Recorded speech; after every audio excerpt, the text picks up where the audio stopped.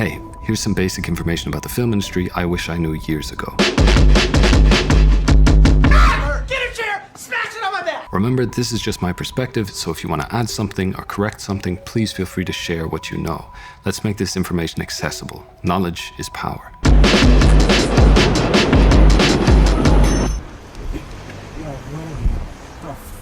Okay, let's talk about scale. That is, predominantly the scale of the film's budget. You can break this down into tiny subcategories, but we'll keep it simple for now and break it down into 3 categories: outsider, independent, and studio. Let's start with outsider films. Maybe this is the wrong term for it, but I mean making a film with no budget. No one is financing you, you don't have a production company backing you, it's you with whatever you have and whoever can help you. I've also heard this referred to as resource filmmaking. This would usually include things like art films, avant-garde films, and just stuff made with generally little to no support. Let's look at the pros and cons of creating at this level. Advantages: you usually have full creative freedom, you're not tied down by contracts and traditional rules, and you don't have external pressure to be profitable. Disadvantages are almost no one will see your film relative to the other levels, you're very limited in terms of resources, and it's harder to get people on board because you don't have the legitimacy of industry support. I refer to this as outsider because the vast majority of this is outside of the traditional film industry. You might ask, well then why would you include it in this video about the film industry? Well, a very, very small amount of filmmakers have made a career out of this or even entered the industry through it. But more importantly, it's for context. A lot of people watching this are probably making work at this level right now, and as far as the industry is concerned, you don't exist. Nice. If you watched my previous video about building a career with film festivals, you might remember that the traditional film industry assesses you by your industry status, your network, and the potential of your future work. All of these are really just peripheral predictors of profitability. It's business. Even making subversive or provocative films is only of interest to the industry because it attracts attention, which means it can attract money. It's not to patron challenging art.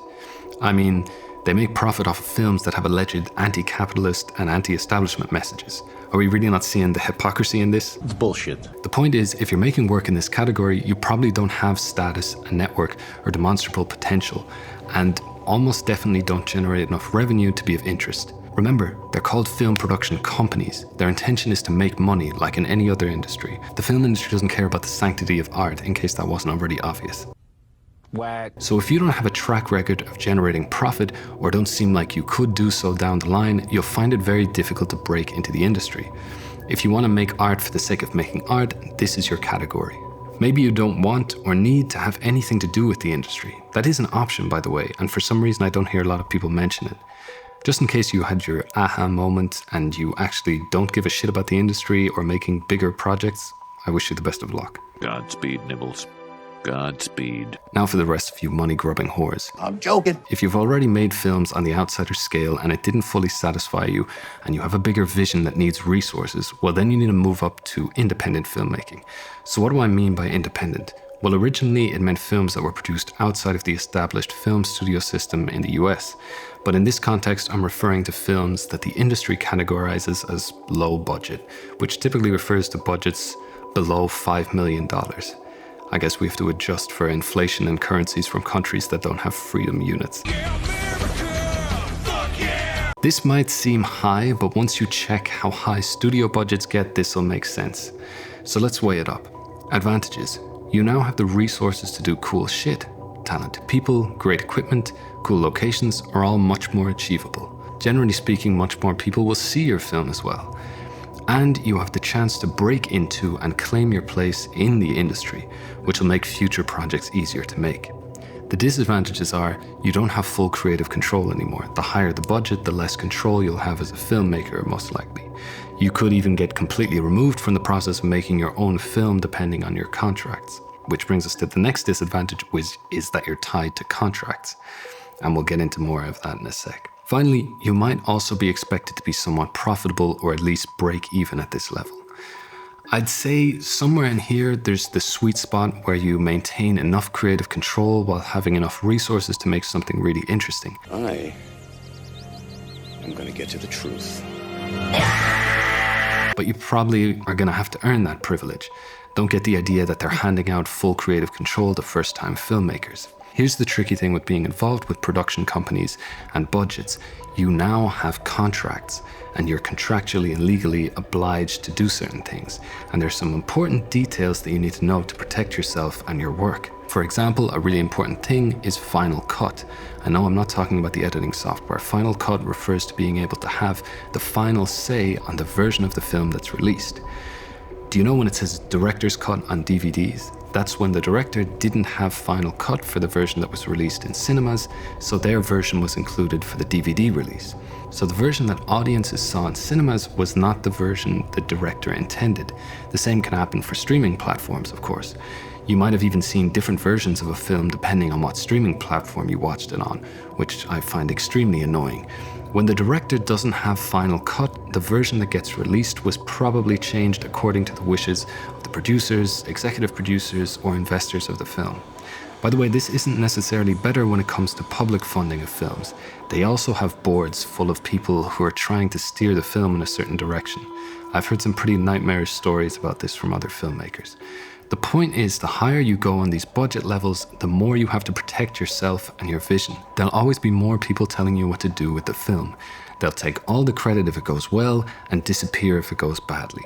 So make sure when you're getting involved with contracts that you read everything carefully and ideally ask the advice of someone who's already gone through this before. But we're jumping the gun a bit here. How do you get into work in this category as a filmmaker in the first place? Well, generally, you need to produce enough good stuff at this level so that people will trust you to do something good at this level. This is true of moving up in any of these budgeted subcategories, by the way. When someone invests in you, they're taking a risk, so you need to minimize the appearance of that risk. This is true of commercial work as well. I'm in advertising. Advertising. It's great. That's good. They want to know that you've worked at a similar budget level before. They want to see exactly this kind of project in your portfolio. They want to know that you've worked with high-profile talent before. Basically, as soon as there's money riding on it, they want to know you're not going to fuck it up. So you have to be confident and ready to make your mark. And that comes from having done a lot of projects at a lower level, so you know you can do it at a higher level. Speaking of higher levels, let's talk about the studio level. Let's be real, the studio level is probably irrelevant for almost all of us, practically speaking, but I think it's good to have a very basic understanding of it for context. So according to this categorization, I'm referring to films with budgets above 5 million freedom bucks, but a lot of studio films are far above this mark. Now, as you might have noticed on the last level, the issues that arise are a consequence of having a budget and hence expectations and requirements. So all of the issues previously mentioned count as well, but to a much larger degree. You're dealing with such large amounts of money that the requirement to be profitable becomes vital, because you're not just losing a small investment, but hundreds of millions of dollary dues. This means there's an even more pronounced difference in the weight of the decision-making power in the hierarchy, which means there's a completely different set of priorities. Executive producers are heavily influencing the films. There's a lot of design by committee. There are writing teams where no true voice separates itself, but considerations for future merchandising opportunities are being pushed. I think we can agree this is not conducive to creating art. It's about creating product. Am I right? Yeah. Am I right? Am I right, Lord? So? This is why studios are the most clear representation of the film industry in an economic sense. They have the highest market share. Their films and shows are what most people watch in the cinema and on streaming platforms. I mean, let's be honest, no one's coming to a screening of your experimental art film featuring footage of you repeating the same poem while getting increasingly intense electric shocks. Although now that I say that, I would definitely watch that. But let's weigh up the options here again. For the advantages, there are virtually no limits with regard to the resources available for the film. Notice I'm not saying your film anymore.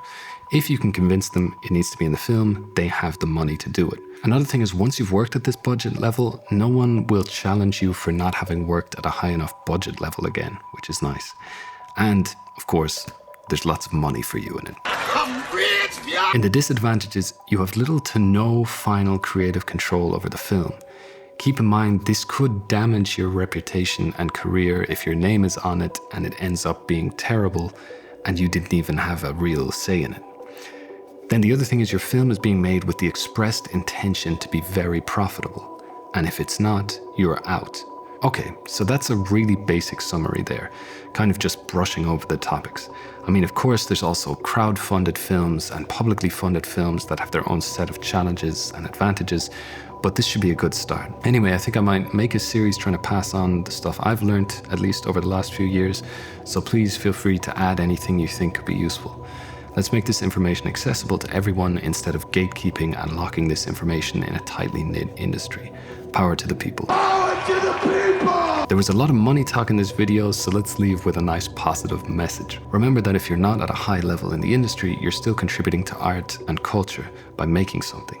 This is important. Don't be discouraged. If you're making work that you're proud of and you're striving to improve and become the best artist you can be, that is a noble pursuit.